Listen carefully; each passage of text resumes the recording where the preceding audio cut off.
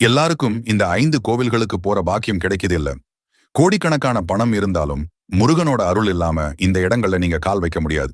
ஆனா ஒரு முறை அங்க போயிட்டா இந்த ஜென்ம பாவம் மட்டுமில்ல, உங்க முன் ஜென்ம பாவமும் நீங்கிடும். இந்த 5 கோவில்களுக்கும் நீங்கள் சென்றிருந்தால் மறக்காமல் கமெண்டில் சொல்லி முருகன் ஆராதனை சேனலை சப்ஸ்கிரைப் லைக் செஞ்சுக்கோங்க. சிறுவாபுரி பாலசுப்பிரமணியர் கோவில். இங்குள்ள முருகன் வீரராகவன் என்ற கோலத்தில் காட்சி தருகிறார். லவனும் குஷனும் ராமரின் புதல்வர்கள். இங்குதான் முருகனிடம் போர் வித்தைகளை கற்றதாக ஒரு ஐதீகம் உண்டு. சொந்த வீடு கட்ட வேண்டும் என்று நினைப்பவர்கள் இங்கு 6 வாரங்கள் தொடர்ந்து வந்து வழிபட்டால் அந்த ஆசை நிறைவேறும் என்பது பக்தர்களின் அசைக்க முடியாத நம்பிக்கை. வல்லக்கோட்டை முருகன் கோவில் இந்தியாவில் உள்ள முருகன் சிலைகளிலேயே இதுவே மிக உயரமான நின்ற கோல சிலை. சுமார் 7 அடி உயரம். இந்த தலம் பகீரத தலம் என்று அழைக்கப்படுகிறது. பகீரத மன்னன் இழந்த தனது ராஜ்யத்தை இங்கு வந்து முருகனை வழிபட்டுதான் மீட்டெடுத்தார்.